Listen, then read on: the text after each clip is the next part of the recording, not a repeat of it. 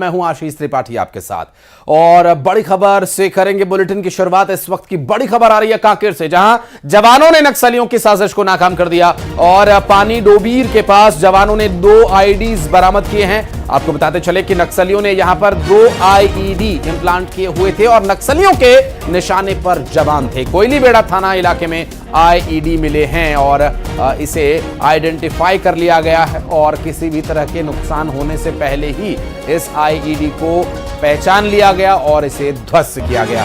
ये देखिए तस्वीरें हम आपको दिखा रहे हैं, ये कांकेर से सामने आई तस्वीरें, जहां पर सुरक्षा बलों को निशाना बनाने के इरादे से कायर नक्सलियों ने 2 आईईडी इम्प्लांट किए हुए थे और इन आईईडी को न सिर्फ जवानों ने आइडेंटिफाई किया बल्कि इसे मौके पर ही ध्वस्त कर दिया गया।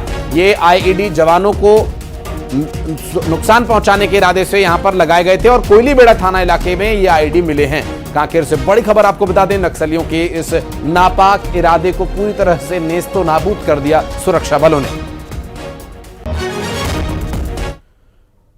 और अंबिकापुर में उप सरपंच चुनाव के दौरान 2 पक्षों में मारपीट हो गई। आपसे रंजिश के चलते यह विवाद हुआ। मारपीट का वीडियो सोशल मीडिया पर वायरल हो रहा है। दरअसल मैनपाट कमलेश्वरपुर थाना इलाके के उदारीडीह में यह मारपीट हुई है। किसी ने भी थाने में रिपोर्ट इसके संबंध में अब तक दर्ज नहीं कराई है और इस पूरे मामले को लेकर अब पुलिस की भूमिका देखनी होगी, क्या रहती है। क्या इस वीडियो के आधार पर पुलिस इसका स्वतः संज्ञान लेती है और ऐसे में देखना यह होगा अंबिकापुर में उप सरपंच चुनाव के दौरान 2 पक्षों के बीच हुई मारपीट के मामले में क्या पुलिस कार्रवाई करेगी। यदि अब तक उसे कोई शिकायत नहीं मिली है तो क्या वीडियो के आधार पर संज्ञान लिया जा सकेगा। इस पूरे विवाद का वीडियो सोशल मीडिया पर वायरल हो रहा है। मैनपाट कमलेश्वरपुर थाना इलाके के कुदारीडीह में यह मारपीट हुई थी। किसी ने भी थाने में अब तक इसके संबंध में शिकायत नहीं दी है। उप सरपंच चुनाव के दौरान बवाल हुआ, 2 पक्षों के बीच हुई मारपीट।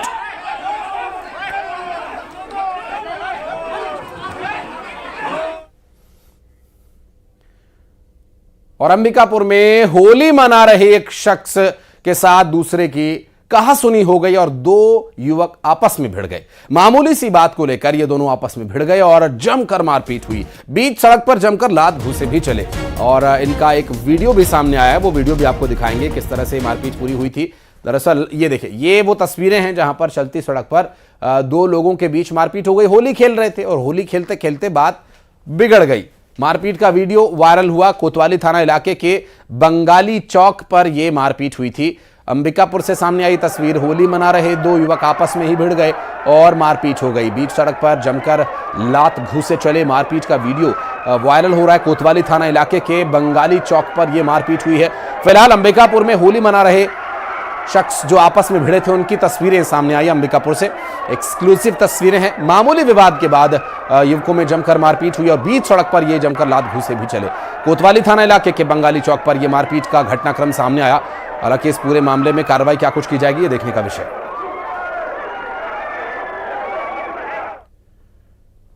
और रायपुर में गाड़ियों की चेकिंग के दौरान एक गाड़ी से 4.5 करोड़ रुपया कैश बरामद हुआ है। जी हां, 2 लोगों को पुलिस ने इस संबंध में गिरफ्तार भी किया है। आजाद चौक पर पुलिस ने करोड़ों की नकदी जब्त की थी और यह कैश हवाला और सट्टे से जुड़े होने का शक है। आरोपियों से पूछताछ की जा रही है। उनसे यह जानने का प्रयास किया जा रहा है कि भैया 4.5 करोड़ रुपया कहां से लेकर आ रहे हो, कहां लेकर जा रहे हो, इसका कोई हिसाब किताब तो दो। हालांकि आजाद चौक पुलिस ने इस पूरे मामले पर सख्त कार्रवाई करते हुए अभी आरोपियों को हिरासत में ले लिया है, गाड़ी जब्त कर लिया है, कैश जब्त कर लिया है और पूछताछ उन दोनों आरोपियों से की जा रही है जो इस कैश को लेकर जा रहे थे। उनसे पूछताछ में क्या कुछ तथ्य सामने आते हैं, ये देखने का विषय होगा। बहरहाल 4.5 करोड़ रुपया एक साथ कैश में लेकर जाना संदेहास्पद तो है।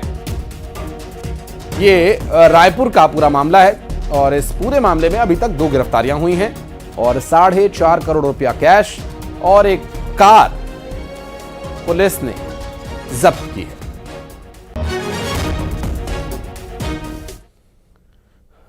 और बढ़ते हैं आगे, अगली खबर धमतरी से, जहां पर एक प्राइवेट स्कूल की बस बेकाबू होकर एक खेत में उतर गई। जहां जो सड़क पर अपने सामान्य गति से चल रही थी कि अचानक उसके सामने एक बाइक आ गई। बाइक को बचाने के चक्कर में यह बस खेत में उतर गई। कंडेल गांव के पास यह हादसा हुआ है। तस्वीरें आपको दिखा रहे हैं। बाइक को बचाने के चक्कर में हादसा हुआ। बस सवार सभी 12 छात्र सुरक्षित बताए जा रहे हैं। इस बस में उस वक्त जो छात्र छात्रा सवार थे वे सभी सुरक्षित हैं धमतरी से। दुर्घटना की ये पूरी खबर सामने आई। हालांकि इसमें राहत की बात ये कही जा सकती है कि कोई घायल नहीं हुआ, किसी को चोट नहीं आई, कोई हताहत नहीं हुआ। लेकिन हाँ, सड़क पर चलते समय थोड़ा सा आप भी सावधानी बरतें। आने वाले वाहनों को अपने आभास और अपने सतर्कता के चलते उनसे बचाव करके सड़कों पर चलें। और सीजीपीएससी प्रीलिम्स 2024 का रिजल्ट जारी हो गया। 246 पदों के लिए यह परीक्षा हुई थी। 3737 अभ्यर्थी मेंस परीक्षा के लिए चयनित हुए हैं, जबकि 26 से 29 जून तक इसकी मुख्य परीक्षा होगी। सीजीपीएससी प्रीलिम्स 2024 का जारी हो चुका है परिणाम। 246 पदों के लिए परीक्षा हुई थी और 3737 अभ्यर्थी मेंस परीक्षा के लिए चयनित हुए हैं, जो 26 से 29 जून के बीच होने वाली मुख्य परीक्षा में बैठेंगे। फिलहाल आपको बता दें कि इस मुख्य परीक्षा को उत्तीर्ण करने के बाद आगे इंटरव्यू राउंड होगा और प्री, फिर मेंस, फिर इंटरव्यू। ये 3 प्रमुख जो कसौटियां हैं, उन कसौटियों को पार करके राज्य की सेवा करने का अधिकार आपको मिलेगा और आप बनेंगे अधिकारी। ये वो 246 पद जो महत्वपूर्ण राज्य प्रशासनिक सेवाओं के लिहाज से 3737 अभ्यर्थी जो मेंस परीक्षा में परीक्षा देने के लिए बैठेंगे और वहां से यदि वे उत्तीर्ण होते हैं आगे जाएंगे इंटरव्यू राउंड के लिए, और फिर वहां से यदि वे उत्तीर्ण होते हैं तो उन्हें इन 246 पदों पर नियुक्त किया जाएगा, जो राज्य प्रशासनिक सेवा के लिए अधिकार उन्हें देंगे।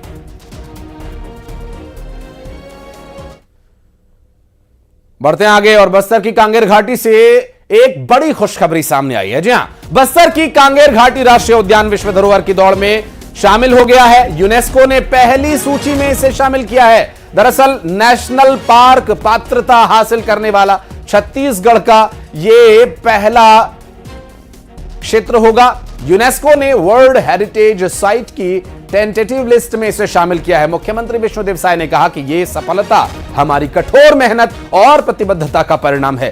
कांगेर घाटी का यूनेस्को टेंटेटिव लिस्ट में शामिल होना राज्य के गौरव का विषय है, जिससे पर्यटन एवं रोजगार में नई संभावनाएं खुलेंगी। हम भविष्य में अपनी धरोहरों के संरक्षण के लिए मिलकर प्रयास करते रहेंगे। यहां 15 से ज्यादा रहस्यमयी गुफाएं हैं। इस उद्यान में दुर्लभ प्राणी हैं। 200 से ज्यादा पक्षियों की प्रजातियां हैं। 900 से ज्यादा वनस्पतियां हैं।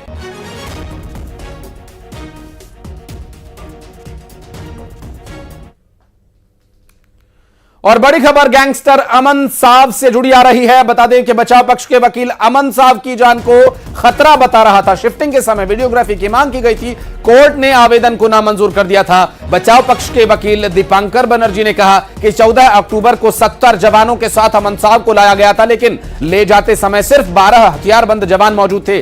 पहले भी अमन साहब की वैन पर रांची में हमला हो चुका था।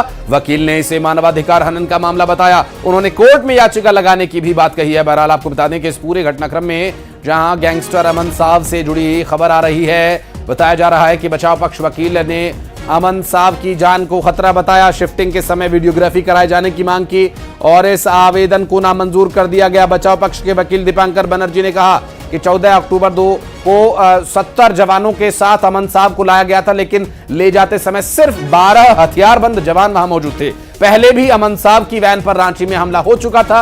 वकील ने इसे मानवाधिकार हनन का मामला बताया। उन्होंने कोर्ट में याचिका लगाए जाने की बात कही और गैंगस्टर अमन साहब से जुड़ी यह बड़ी खबर आपको बता दें। बचाव पक्ष के वकील ने अमन साहब की जान को खतरा बताया। शिफ्टिंग के समय उस वीडियोग्राफी की भी मांग की गई थी, उस समय जब कोर्ट ने इस आवेदन को नामंजूर कर दिया था। हालांकि बचाव पक्ष के वकील दीपांकर बनर्जी ने कहा कि 14 अक्टूबर को 70 जवानों के साथ अमन साहब को लाया गया था, लेकिन ले जाते समय सिर्फ 12 हथियारबंद जवान उसके साथ मौजूद थे। पहले भी अमन साहब की वैन पर रांची में हमला हो चुका है। एप्लीकेशन फाइल किया गया था कि चूंकि ये एक नॉर्मल आरोपी की तरह नहीं है, ये थोड़ा लाइमलाइट में रहते हैं। चूंकि इनके पास्ट रिकॉर्ड देखा जाए ना, तो रांची में इनके जो एक्यूज्ड वैन रहता है, कैदी वैन, उस पर भी फायरिंग हो चुकी है इससे पहले भी, तो इनको डर बना रहता है, इसका एप्रीहेंशन रहता ही है। जब इनको लाया गया था 14 अक्टूबर को यहाँ पे रायपुर में, तब इनको अराउंड 70 आर्म्ड फोर्सेस के साथ यहाँ पे लाया गया था। जब इनको यहाँ से वापस लेके जाया गया 12 लोगों के साथ लिया जाया गया। तो सर ये डिस्क्रिमिनेशन क्यों आने ले जाने में? अगर तब भी डर था तो तब भी 12 लोग लाना था, अभी भी 12 लोग, तब 70 लोग 12 लोग, ये मार्जिन बहुत ज़्यादा है। जाने के टाइम पे हमारा ये प्रेयर था कि जो एंटायर प्रोसेस रहे, ट्रांसमिट का टाइम रहे, जो ट्रैवलिंग टाइम रहे, उसका एक वीडियो रिकॉर्डिंग होना चाहिए। बीइंग अ लॉयर हमारा तो यही रहेगा, वायलेशन ऑफ ये ह्यूमन राइट्स है सर। और अब एक अच्छी खबर आपको दिखाते हैं जो गरियाबंद से सामने आई। दरअसल ट्रैप कैमरा में तेंदुए और उसके 2 नन्हे शावक दिखाई दिए हैं। उदंती सीता नदी टाइगर रिजर्व में ये ट्रैप कैमरा लगा और ये देखिए, ये बेहद खूबसूरत प्रकृति की ये झलक। और यहाँ पर कुछ और भी जानवर दिखाई दिए हैं, इनकी संख्या लगातार बढ़ रही है। ट्रैप कैमरा में ये बेहद खूबसूरत मनमोहक तस्वीर आप देख सकते हैं। और वन्य जीवों की संख्या का बढ़ना प्रकृति की ओर से दिया गया एक अच्छा संकेत कहा जा सकता है। और चूंकि ट्रैप कैमरा में भालू, तेंदुआ और कई अन्य जंगली जीव नजर आए हैं। आप देखिए तस्वीरों में, जहां पर ट्रैप कैमरा ये लगाया गया था, जंगली जीवों की गरियाबंद से ये तस्वीरें सामने आई है।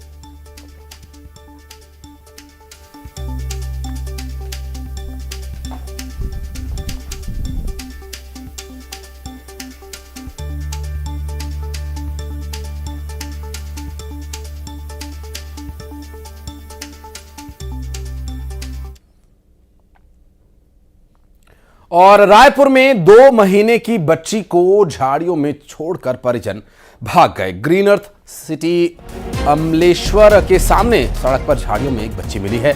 लावारिस हालत में मिली इस बच्ची को वहां के किसी स्थानीय ने देखा और 112 एम्बुलेंस से बच्ची को राजधानी के अंबेडकर हॉस्पिटल पहुंचाया गया और पुलिस बच्ची के परिजनों की तलाश कर रही है। फिलहाल रायपुर में 2 महीने की बच्ची को झाड़ियों में छोड़कर परिजन भाग खड़े हुए।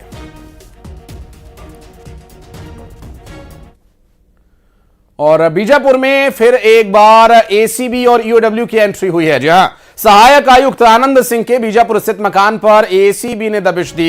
एसीबी ईओडब्ल्यू की टीम जांच कर रही है। बीते रविवार को भी सहायक आयुक्त आनंद सिंह के घर पहुंची थी टीम। आनंद सिंह की गैर मौजूदगी के चलते मकान को सील कर दिया गया था।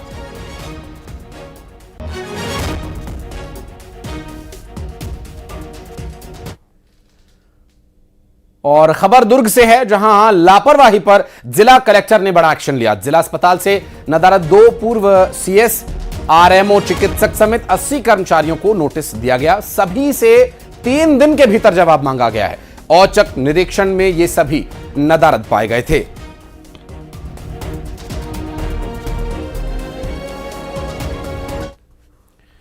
और रायपुर से बड़ी खबर, जहां एक नाबालिग का कंकाल मिला है। अरंग थाना इलाके में कंकाल मिला था। लापता नाबालिग कंकाल मिलने का शक ऐसे हुआ क्योंकि कपड़े से उसकी पहचान हुई है। अभी पुलिस ने हत्या की आशंका जताई है। दरअसल फॉरेंसिक जांच के लिए स्केलेटन यानी कंकाल को भेज दिया गया है और बेहद गंभीर ये पूरा मामला।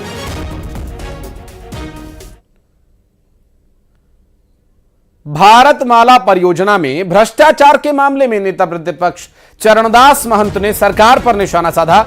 उन्होंने आरोप लगाया कि मुआवजा वितरण में 350 करोड़ की धांधली हुई है। उन्होंने इसकी सीबीआई से जांच की भी मांग की है। आरोप यह लगाया गया कि कई बड़े बड़े आईएएस अधिकारी इस भ्रष्टाचार में शामिल हैं। इनमें केंद्र सरकार का पैसा लगा हुआ है। राज्य सरकार इसकी जांच में सक्षम नहीं है। चरणदास महंत ने पूछा कि सरकार इसे क्यों दबाना चाहती है। कि इस मामले में केंद्र सरकार का पैसा लगा है। पूरा भारत माला प्रोजेक्ट केंद्र सरकार के अधीन है। इसको राज्य सरकार का कोई व्यक्ति जांच करने में सक्षम नहीं है, इसलिए इसकी जांच सीबीआई से करा दी जाए। मगर मुझे दुख है कि माननीय मंत्री जी ने न तो इसकी सिफारिश की, माननीय मुख्यमंत्री जी ने इस प्रश्न को अनदेखा किया।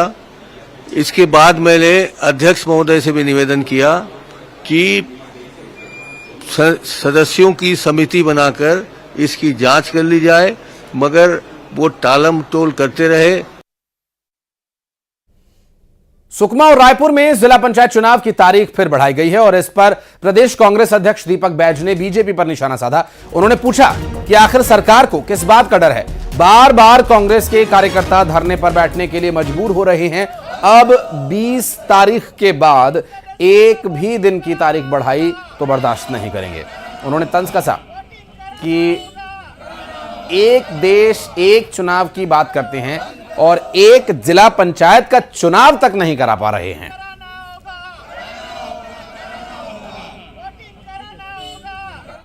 इस चीज हम लोग देख भी लिए, जनपदों में हमारे बहुमत होने के बावजूद भी हम लोग नहीं बना पाए। लेकिन आज अगर जिला पंचायत की चुनाव होती, निश्चित रूप से हमारे जो गठबंधन की सरकार, हमारे सीपीआई के साथ यहाँ गठबंधन है, हम लोग आज बहुमत के साथ जीतते। और आज हम लोग आपके सामने जा रहे हैं जिला पंचायत, हम धरना भी देंगे और हमारा माननीय जो निर्वाचित सदस्य है उनका वोटिंग भी आज होना चाहिए। आखिर सरकार को किस बात की डर है? आखिर लगातार जिस दिन चुनाव होना है, आखिर उसी दिन क्यों आगे बढ़ाया जा रहा है? इसका कारण क्या है?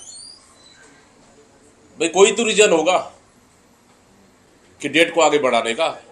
सरकार इसको तो स्पष्ट कर दे, आखिर क्यों डेट बढ़ा रहे? छत्तीसगढ़ बनने के बाद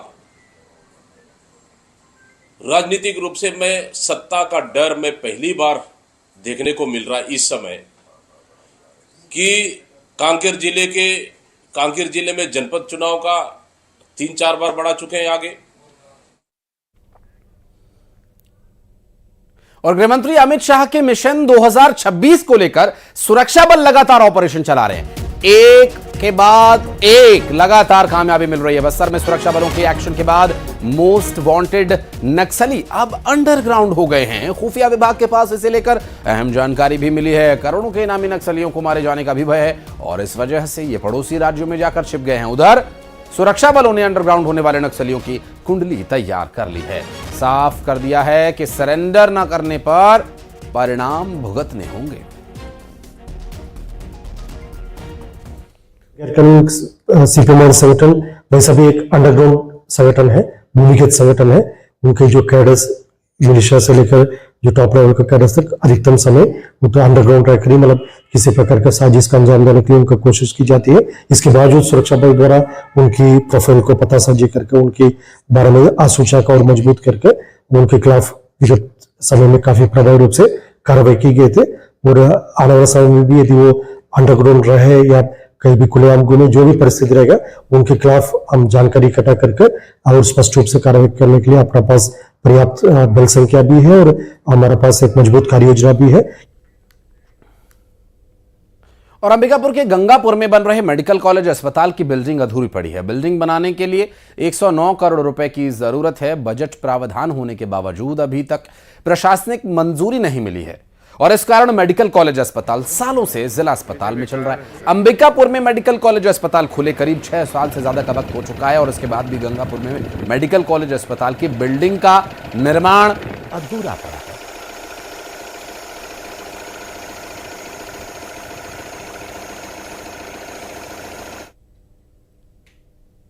और होली के लिए राजधानी रायपुर का बाजार सजकर पूरी तरह से है तैयार। बाजार में रंग, गुलाल, पिचकारी और होली के अन्य सामानों की लगी हुई है भरमार।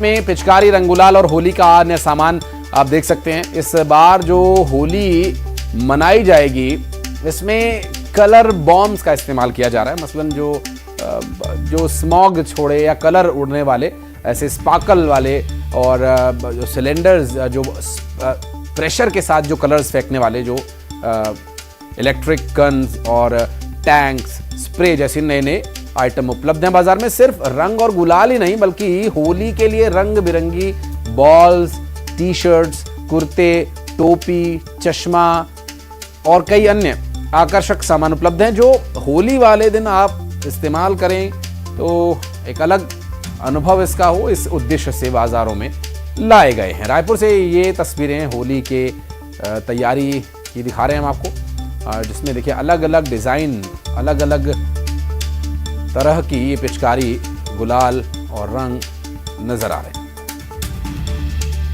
रायपुर में होली के लिए बाजार जो है पूरी तरह से सजकर तैयार है और बाजार में रंग, गुलाल, पिचकारी के अलावा होली के और भी अन्य सामानों की भरमार जो है वो लगी हुई है। तस्वीर आपको दिखाना चाहेंगे तो देखिए तमाम तरह के सामान जो है वो मार्केट में अवेलेबल है। इसके साथ ही इस बार होली में खास तरह के कलर, बम, फॉग जो है, स्पार्कल्स जो है, cylinders, gun, tank, electronic gun जो है, ये सभी सामग्री जो है वो बाजारों में मंगाए गए हैं। हालांकि अभी जो है 11 बजे का जो है वो समय हो रहा है। वहीं राजधानी रायपुर में मार्च में ही भीषण गर्मी जो है वो देखने को मिल रही है, जिस वजह से फिलहाल मार्केट